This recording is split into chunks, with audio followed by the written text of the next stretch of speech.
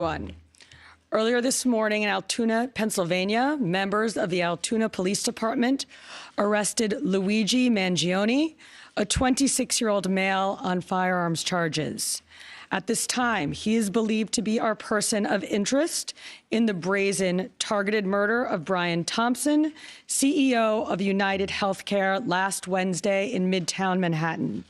The suspect was in a McDonald's and was recognized by an employee who then called local police. Responding officers questioned the suspect, who was acting suspiciously and was carrying multiple fraudulent IDs as well as a U.S. passport.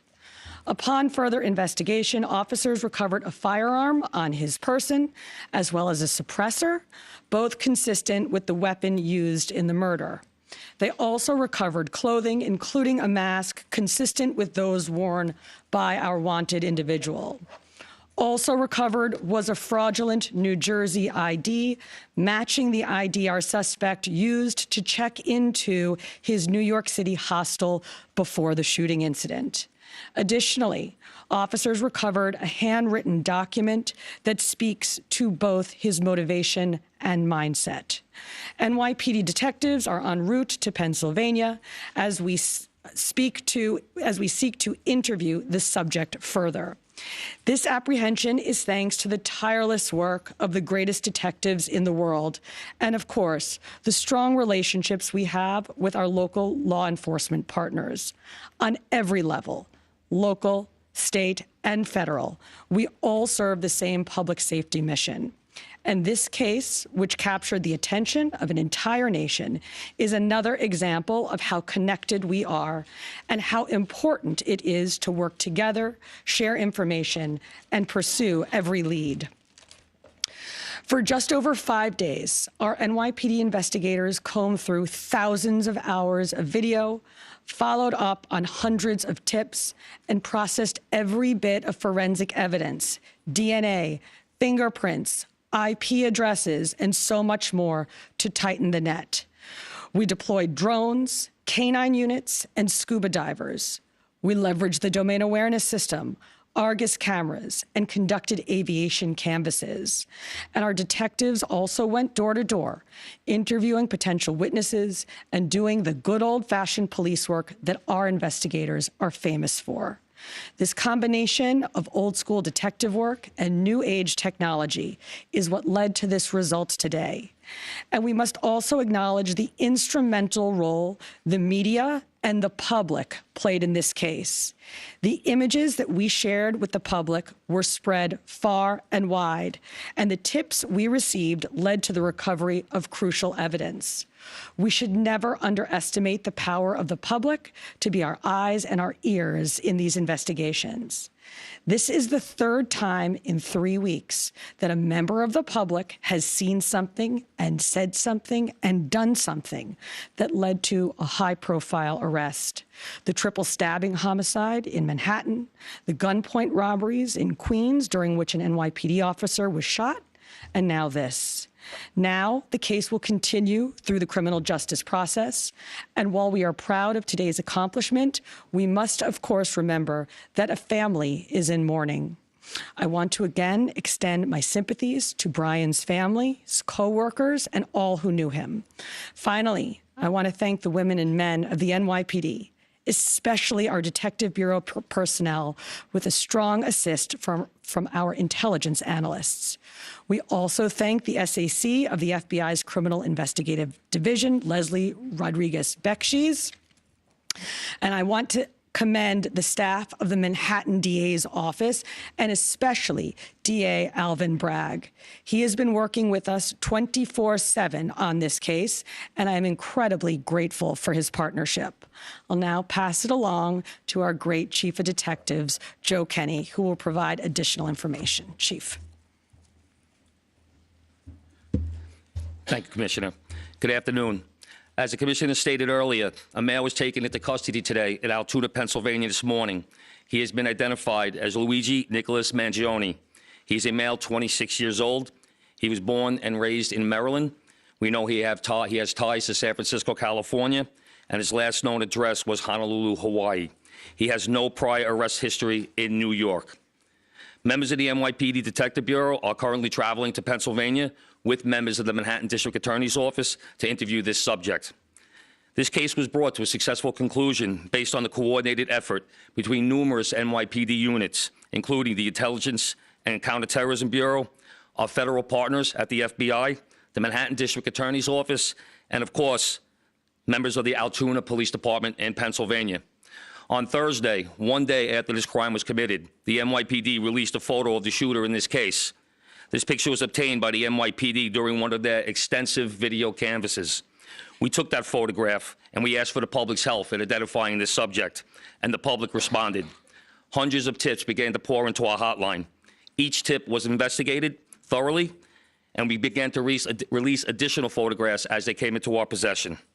The NYPD provided these photos to numerous media outlets. Local, national, and international outlets released the photo via television, print, social media, and online content. Luckily, a citizen in Pennsylvania recognized our subject and called local law enforcement. Members of the Altoona Police Department responded to the call, and based on their investigation, they notified the NYPD. This investigation is still active and ongoing. Thank you very much.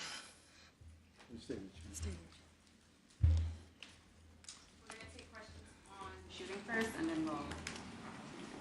Mark? I had a couple questions about the document that he was found in possession with.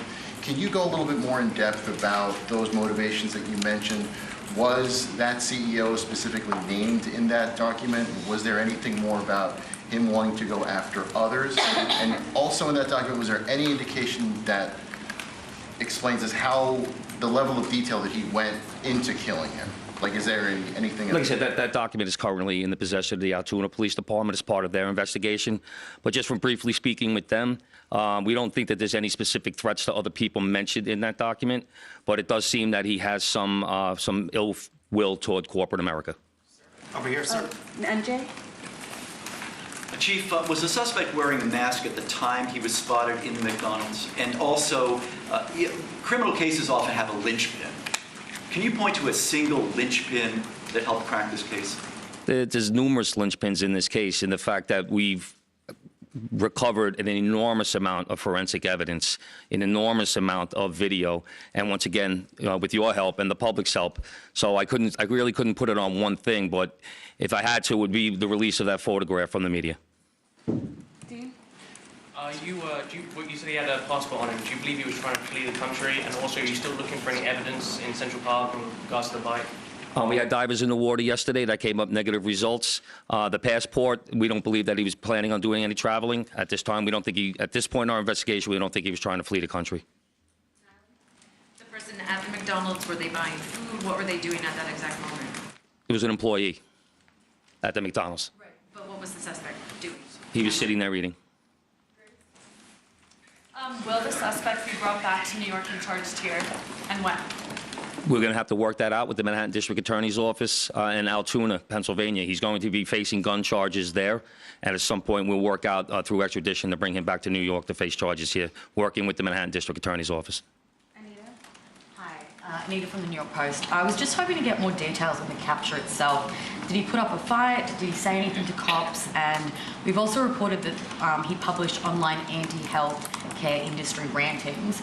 Can you share with us some of the services that he posted on? We're still working through his social media. We're going to do a complete scrub of that. Preliminarily, like I said, he seems that he has some ill will toward corporate America, but that will all come out as part of our investigation. We're not done here. We're still going to be putting this together. We're still going to be working very hard to bring this to a successful conclusion. And the capture itself, did he put up a fight? Did he say anything to police? I don't have that information. Oh, sorry. Can you elaborate on how he got there, the path he took from Port Authority and on the George Washington Bridge to Altoona, PA? Same thing. This just happened this morning. We'll be working, backtracking his steps from New York to Altoona, Pennsylvania. I was going to ask if we knew anything, if he took a bus to Philadelphia first and then somehow got to Altoona. But We're still working on that. We're still working through that. Britain. Is there any indication that anybody else was helping him from the inside, as far as tracking the CEO's movements? Once again, we're still working this investigation very hard. It's not at its conclusion yet. That could come out during our investigation, but as of right now, we have no indication that that took place. Lisa? Chief, did he have any weapons or anything like that with him when he was arrested? He was in possession of a ghost gun that had the capability of firing a 9mm round and a suppressor. Joe? Can you get into a little bit about the technical aspects of the investigation? I know you deployed an unprecedented amount of technology. You also activated the Sentry program through Intel. Can you talk about how that is going to play into actually building the case as far as cell phone and all of the other technical aspects of what you've done? In this case, it really came down to technology was the use of drones in Central Park, and really comes down to the video canvas that we did. We used every source of video that we could collect, hundreds and hundreds and hundreds of hours from hundreds of sources, and that helped bring this to where we are right now. The gun is it believed to be the gun he used in the shooting? And there was some talk that it was a veterinarian type gun. Is that accurate? No, as of right now, the information we're getting from Altoona is that the gun appears to be a ghost gun, may have been made on a 3D printer, the capability of firing a 9mm round. Obviously, that will come out during our ballistics testing. Oliver? Yeah, Oliver Barnes from the Financial Times. Do you have any indication like how long this handwritten, is it a handwritten manifesto that you found on the suspect? And then also whether or not he put it online at all? Don't know if it's online. As of right now, it's a handwritten 3-page document.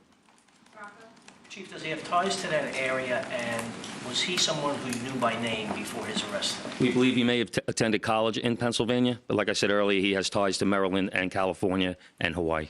And you knew him by name before today. Was his name on your radar? Excuse me? Was his name on your radar? Was he someone who you had been looking into before his arrest? No, we did not have his name prior to today. Brent? Okay. Sorry. Does he have any prior arrests? I know there were none for New York City, but is there any prior arrests anywhere else in the country? We have not come across any arrests in the country. Chief, hi, how are you? On two things. On the ghost gun, is it something you're going to be looking into to see if he made it himself and can he make that himself? Or would he have to buy the gun the way it was? No, once again, that'll be part of our investigation as we follow up. I mean, obviously he's going to face murder charges, but is there any chance that he could face any other charges because he was targeting the CEO and because of his writings and other things that we're now finding on him? Federal charges or that determination will be made by Alvin Bragg. Yes, what connections does he have in Pennsylvania that you know of? And are they in Altoona specifically? We believe he attended college in Pennsylvania. Does he know anybody in Pennsylvania? Wouldn't be able to tell you that. All right, we're going to take one more question from Shooting Marla, and then we're going to go. You talk about the manifesto having said things against corporations, but specifically UnitedHealthcare, and do you believe that Mangione acted alone? We believe at this point, our investigation is leaning toward he was acting alone. So, like I stated earlier, we're still working through the investigation. We're not stopping today. And as far as the manifesto, like I said, I don't have the complete details of that. It's in the possession of the Altoona Police Department.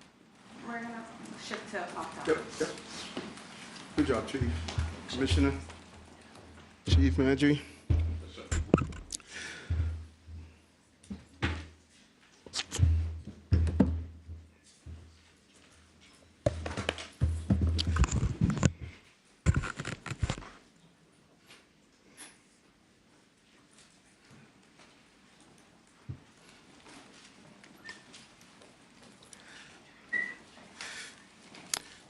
Again, great job by the New York City Police Department. Certain aspects of this investigation and the crime itself is something that we have been zeroing in on. Ghost guns. We have really talked about this since the beginning of the administration. They could be made on a 3D printer, and they are extremely dangerous, and we must do more on the federal level to clamp down on the availability of ghost guns. And it just really leads into just the top headers of what we did last week and what we're doing this week. This week is all about public safety. Public safety, I've stated over and over again, is a prerequisite to our prosperity, and we're going to continue to make this city a safe city. It's the safest big city in America, but anytime you have a crime of this magnitude, it shocks us, and it really has a major impact on the perception of crime in this city. This crime has continued to go down. We're going to continue to do what's needed. Today, we announced an Every Block Count initiative, and the blocks that we identified since October, they have not had one shooting or one shots fired job that came over. We're going to add that on to our community link operation that has resulted in over 1,000 operations and over 700 complaints resolved, nearly 16,000 summonses issued, and over 200 people placed in shelter. Our community link initiative is extremely important. It operates every day across the city, removing ghost cars, targeting illegal vendors, and addressing the everyday problems that make New Yorkers feel unsafe. The precincts where we have focused on our Every Block Count is the 73rd precinct in Brooklyn and the 46th precinct in the Bronx. These two precincts have historically seen high rates of violent crimes and shooting incidents, and so we want to make sure we deal with all of those quality of life issues that impacts why criminal behavior takes place. We don't want to only to be reactive, we want to be proactive. Hats off to the team. It's a big belief on my part. You have to dismantle the historic walls that kept us from operating together. FDNY, DSNY, DOB, DEP, HBD, NYCHA, Parks, DOT, and other community-based organizations are all part of this initiative with the local block CEO and many, many more agencies. You know, last week we announced Axe the Tax for working class. We're really pleased with this initiative. $62 million will be going back to those who are at 150% of poverty line. When you add that with our earned income tax credit and the other initiatives that we put in place, it clearly shows how important it is for us to focus on working class, low-income working class people. We really want to thank Senator Leroy Comrie and State Assembly Member Ronise Bichat-Hermelin for carrying the bill. So, Amaris, why don't we open the floor to a few questions?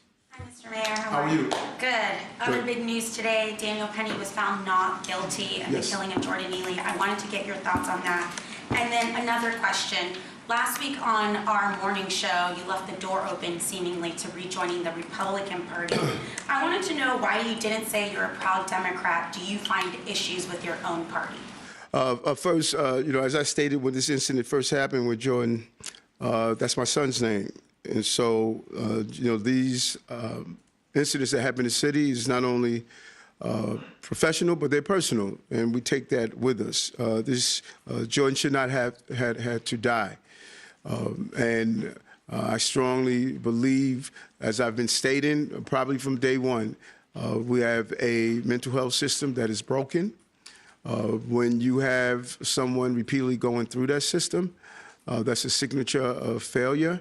And we need help in Albany and in the city council. We can't sit back and mourn the loss of someone that is caught up in this system when we're not taking the action every day. But a jury of his peers heard the case, saw all the facts and all the evidence, and made a decision. And I joined DA Braggs in stating that I respect the process. And then on my second question last week on leaving the door open about joining the Republican Party on our morning show, why didn't you say you're a proud Democrat, and do you find issues with your own party? No, it's amazing how things take legs and create their own creative writing style. I never stated that I was not running as a Democrat. I ran as a Democrat as a senator, as a borough president, as a mayor, and I won. I'm running as a Democrat. I was on Channel 11, and they asked the same question. I said the same thing. I am true blue, but I'm also a true blue-collar mayor. And the American people in general, but specifically here in the city of New York, they're tired of this squabbling after campaigns are over. I don't think anything is more infuriating than while you are dealing with everyday crisis, people are having an intellectual conversation of parties. When I took office as a police officer and as an elected official, I pledged allegiance to the United States of America. That's what I said on your show. And how did I run wild That's just the nature of the creativity that comes from your industry. I ran as a Democrat, I'm going to run as a Democrat, and I'm going to win as a Democrat like I did the last time. Good to see you. How are you? Not too bad. How are you doing? Good, good. I was wondering if you could follow up on another comment you made over the weekend about the potential of invoking executive action to override the council on sanctuary city laws. Can you give us any other details about what you're considering doing? I think you've expressed why, but any details about any new policy you're presenting? And one quick follow-up to Kelly's question. Do you think the verdict in the Daniel Penny case says anything about the mood of the city, and do you feel like it opens the door for maybe more of these interactions of people taking justice into their hands, so to speak? Yeah, good question. And I'll answer the latter first. What you see, what people often do, a lot of people make interpretations, about trials, but juries are in the courtroom. They're hearing every piece of evidence. They are hearing the testimonies. They have to make the decision. And that's the system that we have. And actually, it is probably one of the best systems on the globe. And I think the juries heard the evidence and made a determination based on the evidence that they heard. And does it impact what's going to happen throughout the city, that people are not going to take action or going to take action? I don't think it does. I think that oftentimes people make these decisions when they are in the midst of it. And there's a desire of New Yorkers to help out those who are in need. There's a desire of New Yorkers to always respond when they believe it's necessary. And I don't think that is going to change in any way. This is not the first time, and I'm sure it's not going to be the last time, that individuals take actions, and people are going to question about those actions that happen. But at the cornerstone and the heart of this is that this young man, like so many others that are on our subway systems, I made it clear. That's not a place to sleep, to live. That's not a place to be.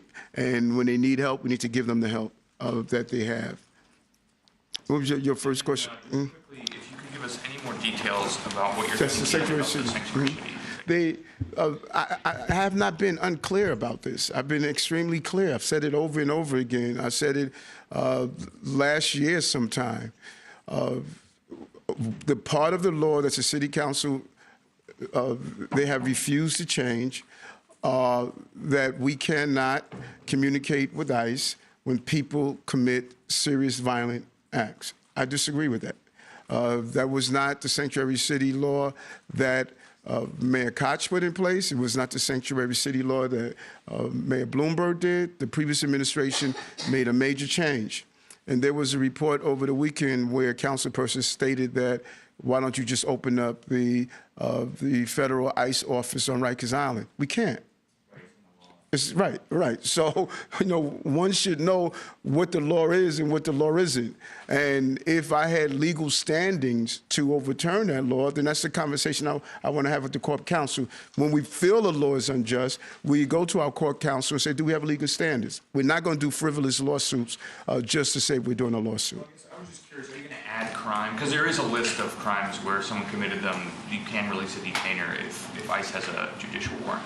So is it a matter of adding more crimes? Is it a matter of what you just mentioned, allowing ICE to work on city property? Any specifics you can give us?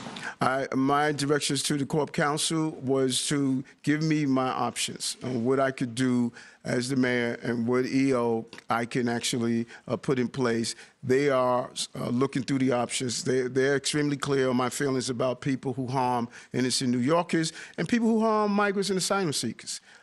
I'm clear on that no one in this city should be the victim of a violent crime. And so they're looking at that, and once we make a determination, I can circle back. Mr. Mayor. Yes. How are you? Good, thank you. I just wanted to circle back onto the Daniel Penny verdict. Should the governor remove District Attorney Alvin Bragg after losing this case, which you previously signalled is a case that should not have been brought forward? And then I just wanted to follow up with, is the jury's decision a reflection that New Yorkers are sick of a soft-on-crime justice system? Sick of what? They're sick of a soft-on-crime justice system.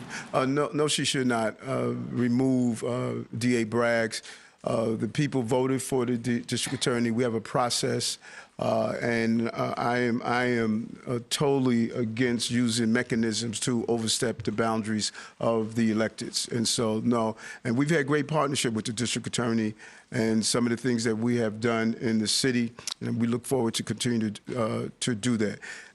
New Yorkers have always been tired of things that allow people who commit violent acts to be part of a revolving door system. I've talked about this over and over again, that we need to deal with those who are repeatedly dealing with carrying out violent acts and those who need help. I mean, 18 to 20% of those who are on Rikers Island have severe mental health issues. 51% have mental health issues.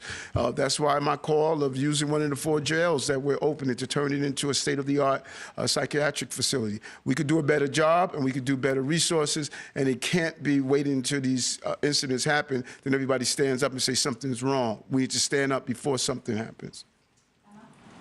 Hi, Mayor. Oh, you Emma? Good. When you meet with Tom Homan this week, are you planning to talk with him about migrants who are living in the shelter system? And do you plan to express anything to him about the threats of deportation, about your concerns about people who are here who are law-abiding? We're going to have a host of conversations, but at the root of my conversation is how do we secure our border. I want to share some of my strategies. We need a real decompression strategy. It's important to go after those who are committing serious crimes, particularly those dangerous gangs that have come from Venezuela, and now we're finding them on the streets of our country, and I'm interested to hear his ideas on how we're going to go about that, and I'm excited about the conversation. Thank you, Ms. Mayor.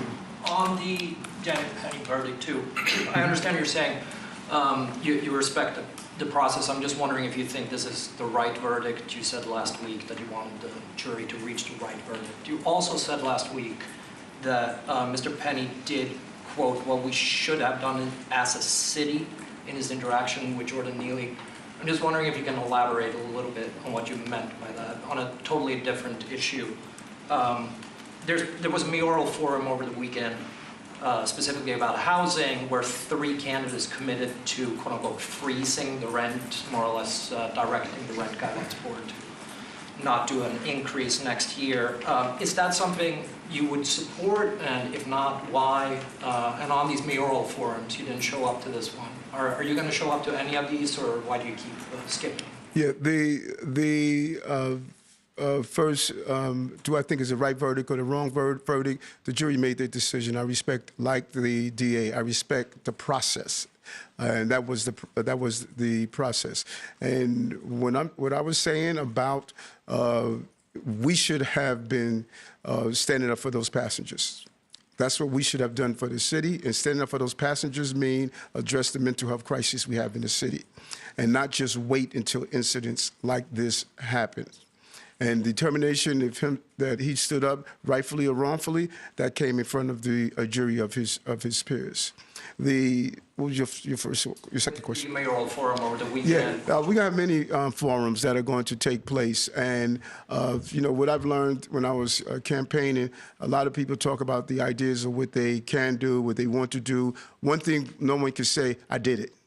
All the things that I said, for the most part, that I was going to do, from dyslexia screening to reducing tax on low-income New Yorkers to bringing down crimes to high-speed broadband for NYCHA residents to investing in foster care children to do tax incentives for low-income New Yorkers to turn around the unemployment rate. I can give you the whole list. So what they're doing is wishful thinking.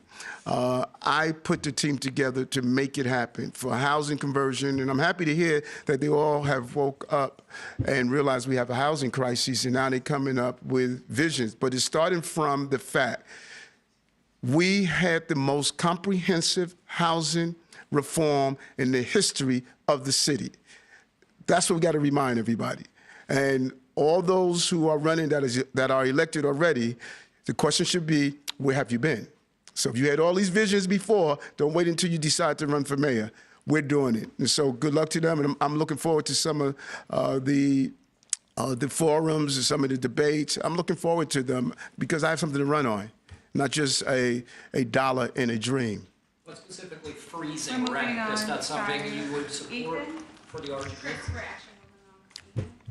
Mr. Mayor, so this morning, the City Council and the Public Advocate filed a lawsuit over your suspension of the local law 42, I believe, solitary confinement bill. I'm just wondering what your reaction is to that, they're trying to prevent you from suspending that law. And it would be played out in courts. We just have a difference of opinion here. First of all, we don't have a sanctuary city. I mean, we don't have a solitary confinement, and I don't know why they keep saying that. We don't have a solitary confinement. And I'm not a hard guy to figure out. I made it clear over and over again. Public safety. And I don't go to Rikers Island just to, have a photo op. When I went on Thanksgiving Day, it was to talk to the correction officers and the inmates. It was to walk through and see, are we making progress? I've been on Rikers Island more than any mayor in the history of this city. And my job is to make sure correction officers are safe, the civilian employees are safe, and inmates are safe. 80% of those who are assaulted on Rikers Island are assaulted by other inmates. And I need to make sure that they're safe. And the way the law was written, it jeopardized their safety, and we took necessary steps after communicating with the Corporation Council and the courts to make that decision. Yeah, Mayor Adams, with the CEO shooting, there was a constant stream of updates, surveillance images, Crime Stopper alerts, TV news spots, requests for information from the NYPD. But I wanted to ask you about the killing of a migrant teenager last week in the financial district. A group of men attacked him and another migrant after reportedly asking him whether he spoke English or not. What updates do you have in that case? And do you have images of the suspects in that case? And if so, why haven't those been publicized, as we saw in this other case? And has the same amount of police resources been spent on his death as the CEO's death? First and foremost, the fact pattern that you just described about asking, did he speak English, that was not in any of the reports, that was not in any of the interviews, because I specifically asked the investigators and the commissioner, and that was in any documentation or any of the interviews that took place. Any loss is a huge loss. And there are aspects of that incident that is slightly different from what was reported and is currently receiving the necessary manpower to bring the person to justice. And we don't believe a loss of a death of an innocent life should be ignored. But when you have a specifically targeted shooter, we didn't know if this person was going to carry out additional shootings. We didn't know if this person was a serial shooter. We didn't know what we had. We knew we had to take him off the streets of the city. So the urgency was not so much that was he a CEO in comparison to someone that's a low-income New Yorker. No, it's not. We did not know what we had and what was going to be the extent of that. And as it was just mentioned, some of the preliminary reporting that the chief gave us is that he was showing a total, appeared to be a distaste for corporate America. So we didn't know what was next. And we did the necessary decision to make sure we brought this person to justice and took him off the streets of New York. So the reporting hasn't been accurate. Do you have any updates on that case? We're actually moving on. Morgan? Hi, Mr. Mayor. Hey, Morgan, how are you? I'm good, thank you. So on the man believed to be the suspect here, one of the reasons why you guys got a good look at him is because he was able to pull his mask down in the hostel. Just wondering if this is prompted you to renew your call to have people not wear masks when they go inside businesses. And then my second question is, you said that you're going to run as a Democrat, but you said you're also a blue-collar mayor. Do you feel like the Democratic Party has strayed away from its blue-collar roots? I think it was last year, early this year, mayor's dog years, we called to say, when you go into businesses and establishments, ask people to temporarily remove their mask. We can close these cases in hours when if everyone will cooperate and just say temporarily pull down your mask. You don't have to permanently take it off, but once you get that video, once you get that picture, then you are in a good place. And we're going to ask our Uber, Lyft, taxis, all of them to act the same. When you get inside someone's taxi, someone's cab, someone's hire vehicle, you should have that person pull down their mask so you can see who they are, and many of our vehicles have cameras inside. That would assist us greatly to apprehend the person involved and send the information across the country. And so I will continue to advocate a very smart, simple way of having a great tool for law enforcement, and we're going to continue to do that. And then the second question, you said that you're going to run as a Democrat, Yes. but Oh, the Democratic also, groups, yeah. right. No, I think that we are not doing a good job in speaking to working class people. And I've said this over and over again, and I said it pre-election, that our conversation is and must be, as what we've attempted to do in this administration, from housing to bringing down the cost of child care to all the other initiatives. We wanted to speak to working class people, and that's what I hear from working class people every day. And while they are hurting, they don't want this intellectual conversation that I believe the party started to do. You look at what we did here in New York. The minority leader in Congress, Hakeem Jeffries, was able to secure many of his seats here because those candidates were having a working class people conversation, and that's what I think the party needs to do. About the mask ban, Yes. I know that the governor has also been talking about pushing for a ban maybe in subways. You've talked about it. Would you go to some kind of legal ban or something that you would present before the city council? I think it's a combination from our preliminary review. It's a combination from the city council and a combination from the state. We had a ban in place, and it was removed after COVID. I think we need to re-examine having that put back in place. And I know the governor has voiced some interest in it. And I think that what we saw here, it is maybe this would give the wind in the sail to bring this home. One thing is clear that, thank God, this person didn't go out and harm other individuals. The longer he stayed on the streets, the more dangerous it could have been. Hi, Mr. Mayor. What's up, Liz? How are you? Good. Just wanted to clarify something. You talked about this last week, too. Yes. Would you prefer to see an undocumented person who's accused of a violent crime? Would you prefer to see that person serve out their sentence before being handed over to federal authorities? Or would you be willing to hand them over to federal authorities before that verdict and before the sentencing is announced? My desire is to give the member of the public who's the victim of that crime, they should serve their sentence. I want to hear what the borders are, what his ideas are, because justice is making sure that person serves his sentence. If that person commits a serious violent act and he's automatically cut loose, we can find that person back on our streets. And you can find that person, not every country will make sure that person serves out his time. If there's a way to have an agreement that they serve out their time in that country, I can live with that. But I think a family member who lost a loved one, who was viciously assaulted, who was harmed in serious ways, particularly our 7 major crimes, they should get some sort of justice.